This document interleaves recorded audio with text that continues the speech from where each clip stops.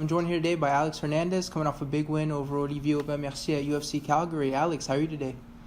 Doing great, brother. Good every day. Glad to hear it. And so your performance was, of course, in Canada. How did you enjoy Canada?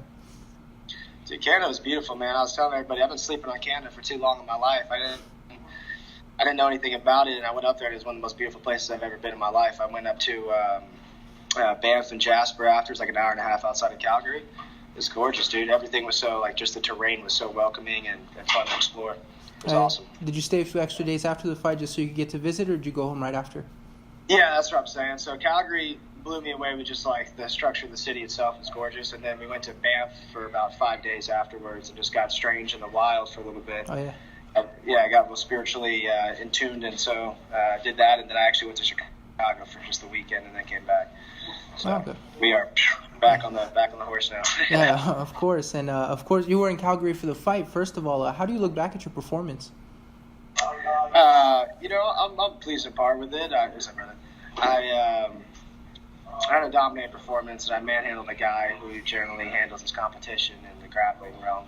And so there's something to be said about being a specialist at a specialty, but I always expect the most out of myself, and truthfully, I don't feel like we are on the same competitive sphere. And so I was disappointed that I came in a little flat. I wasn't moving like I normally move, and I didn't finish him. And so data collected, I got 14 extra minutes in that cage than I did the last time, and that's scary because that's just more and more comfortability and evolution to take place. So I'm okay with it. It was a victory, and I'm going to be positive about the things that I could take from it, but I'm certainly not satisfied with not finishing Mercier. And it seemed like after the fight, you're doing the scrums and everything, and you're big. You were very disappointed with it. Did that improve upon rewatching the fight, or is it still kind of the same for you? Yeah, no, it did improve a bit. I didn't do anything.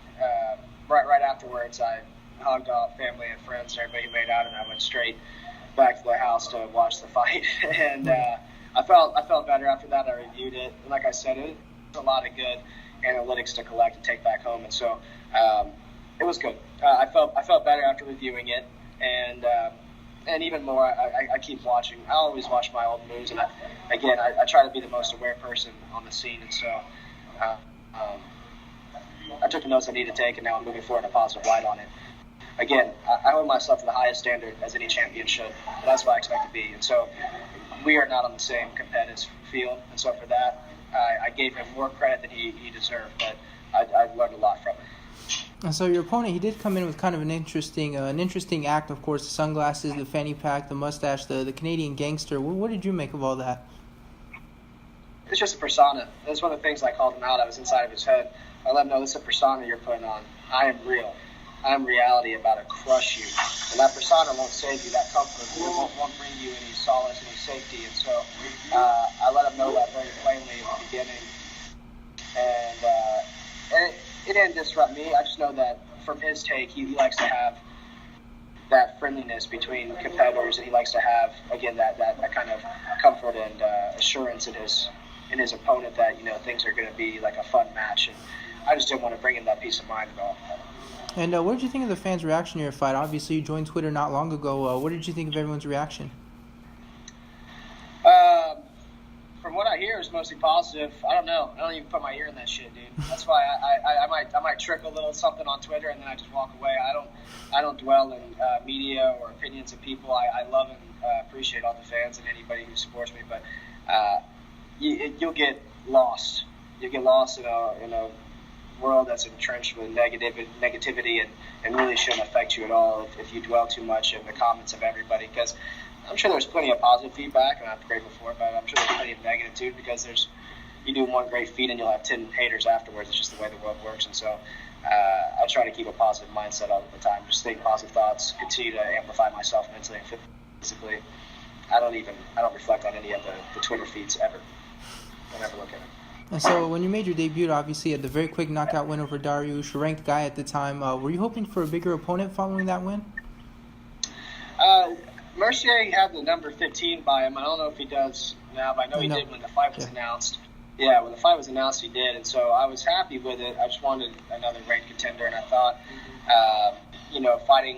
defeating two people out of that 11 to 15 kind of tier would be what I needed to propel myself. So I thought it was an appropriate fight. I was also extremely excited because it was in Calgary against Canadien, and so with that pool, we got the main card. And so for that, I was stoked. So there's a lot of things I went into. I thought being on the main card was an excellent step up. And so obviously, like you mentioned, 2 UFC fights, 2 big wins so far. How have you been able to adjust to the level so quickly? It seems some guys, they have a little bit of a learning curve, but it seems you haven't had that. Yeah, it's all a mindset, dude. I've always had to fill in bigger shoes than what I thought I was accredited for, what people thought I was ready for.